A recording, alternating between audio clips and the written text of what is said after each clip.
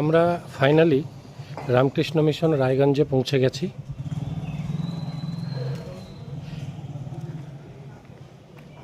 বেশ একটু ভেতরে রায়গঞ্জের, যার জন্য একটু খুঁজে পেতে আমাদের সমস্যা হলো।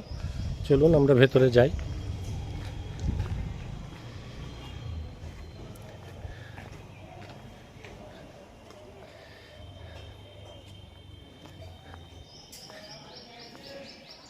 বেশ অনেকটা জায়গা নিয়ে, আমি পরে আপনাদের আবার দেখাবো।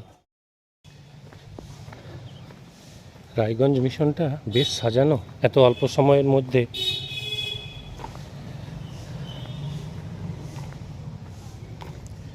মন্দিরটাও খুব সুন্দর।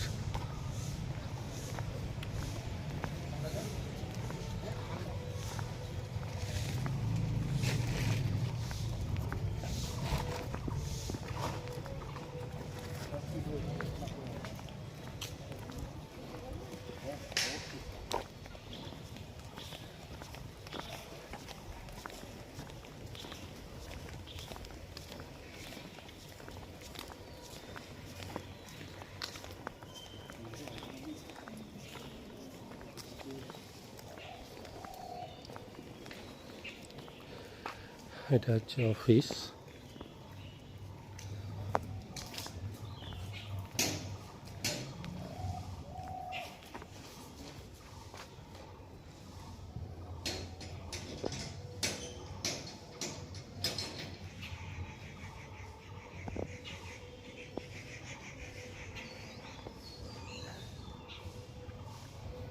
গেটটাও খুব সুন্দর।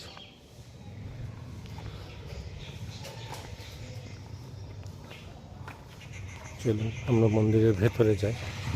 মন্দিরের সামনেটা একটু দেখাই।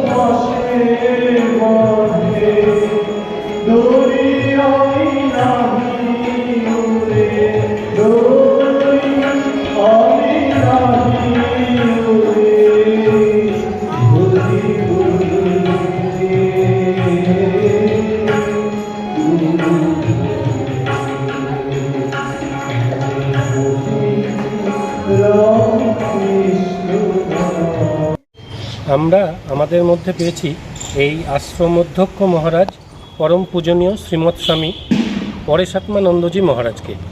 ওনার মুখ থেকেই শুনে নেব এই রায়গঞ্জ রামকৃষ্ণ মিশনের ইতিহাস। 1948-এ অবিভক্ত বাংলাদেশ, মানে তখন পাকিস্তান, সেই পাকিস্তান থেকে বহু মানুষ এই রায়গঞ্জে এসে বসতি স্থাপন করে। তাদের মধ্যে অনেকেই রামকৃষ্ণ ভক্ত ছিলেন। তারা চেয়েছিলেন যে এইখানে রায়গঞ্জে একটি রামকৃষ্ণ আশ্রম স্থাপন হোক, যেটি তাদের আশ্রয় হবে। সেই ভক্তরা সংগঠিত হয়ে 1948 সালে এখানে একটি রামকৃষ্ণ আশ্রম প্রতিষ্ঠা করেন এবং দিনাজপুরের তৎকালীন রাজা বা জমিদার তিনি এই জমিটি, বর্তমান যে একটা আমরা দাঁড়িয়ে আছি, এই জমিটি রামকৃষ্ণ মিশন বেলুড় মঠকে দান করেছিলেন। পাশাপাশি আরও অনেক জমি তিনি দান করেছিলেন রামকৃষ্ণ মিশনকে এবং এই জমিকে কেন্দ্র করে পরবর্তীকালে এই আশ্রম ধীরে ধীরে একটা বেড়ার জমি ছিল, বেড়া দিয়ে ঘেরা ছিল, ছোট্ট একটা কুটির ছিল। এটা ধীরে ধীরে রামকৃষ্ণ আশ্রম অনেক বড় হয় এবং 2020 সালে এই আশ্রমটি বেলুড় মঠ অধিগ্রহণ করেন। তখন করোনা পিরিয়ড ছিল। তারপরে এই আশ্রমটি ধীরে ধীরে বেড়ে চলেছে তার নিজস্ব শাখা প্রশাখা বিস্তার করে।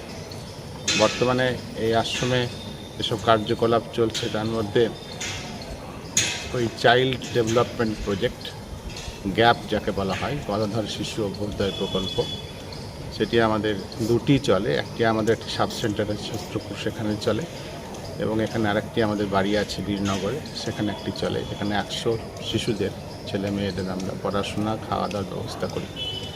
তাছাড়া আমাদের দুটো চ্যারিটেবল ডিসপেন্সারি চলে, একটি শহরের মধ্যে, একটি ছত্রপুর রামকৃষ্ণ মিশন আশ্রমে। এবং আমরা এখানে আরও কিছু সেবামূলক কাজ বিভিন্ন স্কুলে খাতা, বইপত্র, পেন্সিল ইত্যাদি, জ্যামিতি বক্স ইত্যাদি দিই। তাছাড়া আমাদের এখানে প্রায় 15 জন বুড়িকে, যারা বিধবা, তাদেরকে একটা মাসিক রেশন দেওয়া হয় এবং বছরে 5,000 টাকা করে আমরা এই পোর এবং মেরিটোরিয়াস স্টুডেন্টদের স্কলারশিপ দিই। আরও কিছু সেবামূলক কাজ আমাদের করার ইচ্ছা আছে। মানুষের সহযোগিতা পেলে আমরা নিশ্চয়ই বাড়াতে পারবো আমাদের মিশনারি ওয়ার্ককে। রায়গঞ্জ মিশন থেকে আমরা বিকেলবেলায় আশ্রম অধ্যক্ষ শ্রীমৎ স্বামী পরেশাত্মানন্দজি মহারাজের সঙ্গে এই রামকৃষ্ণ মিশনের একটা সাব সেন্টার রামকৃষ্ণ মিশন ছত্রপুর উপকেন্দ্র রামকৃষ্ণ মিশন রায়গঞ্জ, এখানে এলাম বিকেলে। এখানে একটা সাব সেন্টার হচ্ছে। খেলাই মত ছিলাম বলে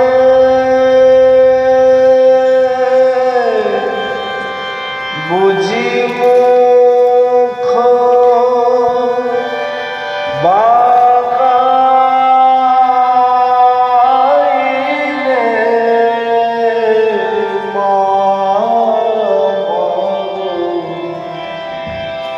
খেলাই মত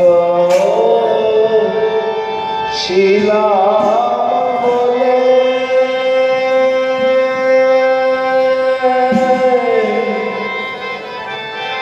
বুঝি মুখ বাঁকাইলে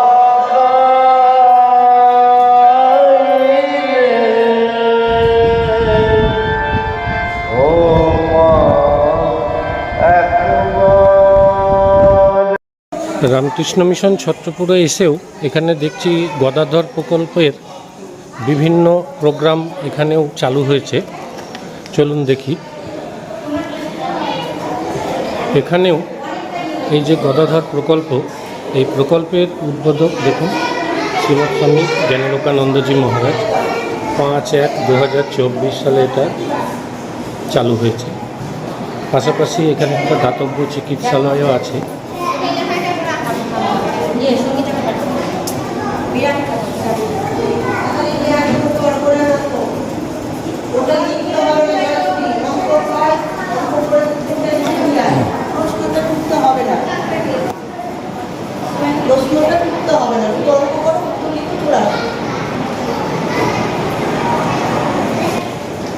আমার যেটুকু মনে হচ্ছে এখানে 4টে ক্লাসে পড়াশোনা হয়।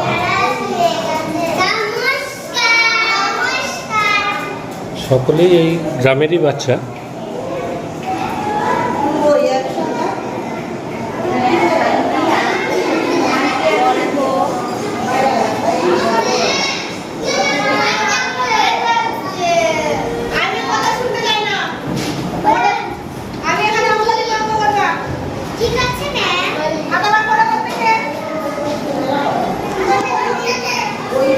এই গ্যাপেরই একজন শিক্ষিকা, ওনার সঙ্গে আমরা একটু ইন্টারভিউ নিই, উনি কি বলতে চাইছেন।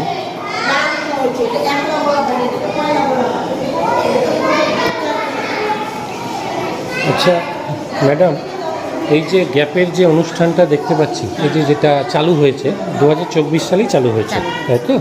আচ্ছা, এটা উদ্বোধন করেছেন শ্রীমৎ স্বামী জ্ঞানলোকানন্দজি মহারাজ। ওগুলো ক্লাস এখানে পড়াশোনা হচ্ছে? ও চারটা। চারটে? একটা হচ্ছে প্রাক-প্রাথমিক, ক্লাস 1, ক্লাস 2, ক্লাস 3।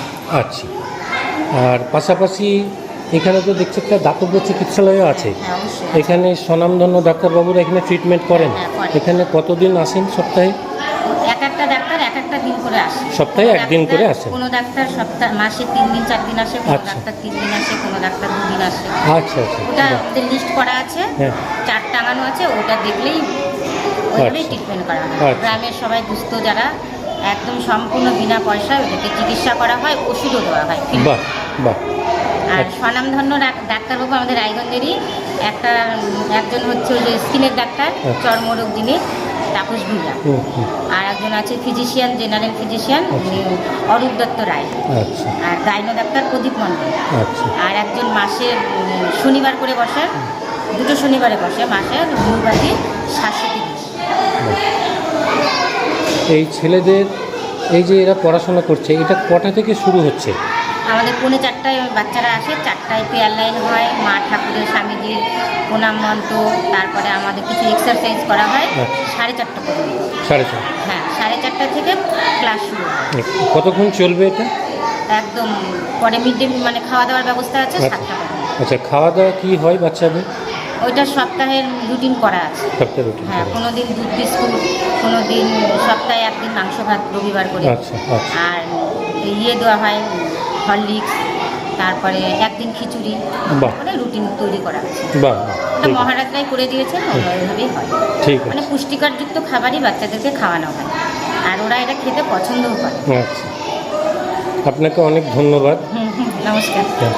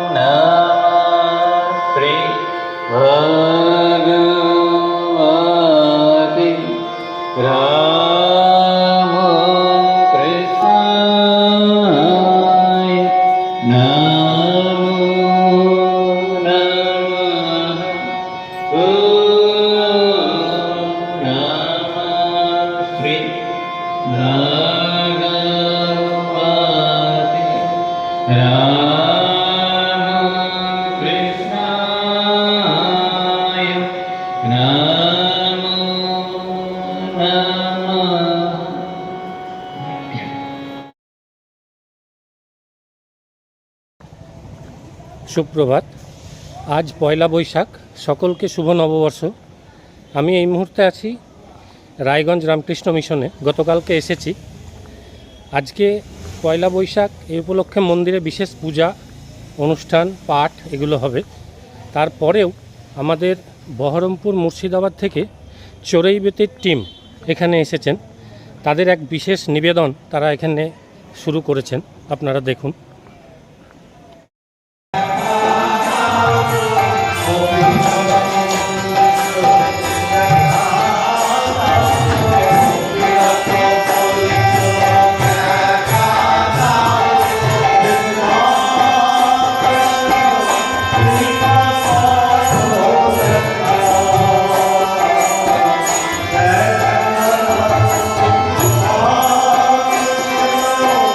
Krishna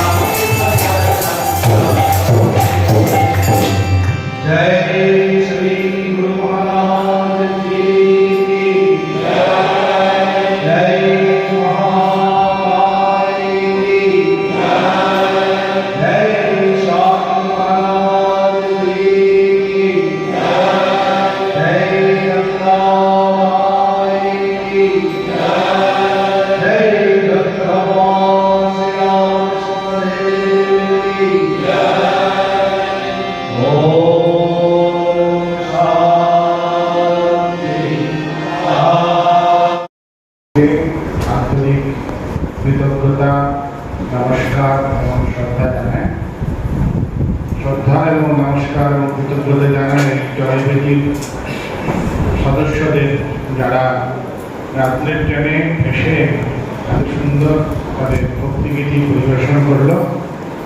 এদের ভক্তিরস আমরা অনেকক্ষণ ধরে উপলব্ধি করলাম, কিন্তু এখনো কিছু বাকি আছে।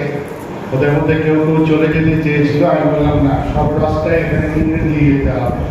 সেটা রাত্রে হবে, সন্ধ্যা আরতির পর হবে। ভক্তদের উপস্থিত থাকার জন্য আমার স্বামীবন্ধ অনুরোধ থাকলো। এখন পুষ্পাঞ্জলি হবে ঠাকুরের, তারপরে পুষ্পাঞ্জলির পরে আপনারা প্রসাদ পাবেন। আমাদের জায়গা বেশি নেই, 100 জনের মধ্যে জায়গা আছে। প্রথমে মায়েরা যাবেন, তারপরে পরে পুরুষেরা যাবেন। যদি জায়গা থাকে একটা কথা বলি,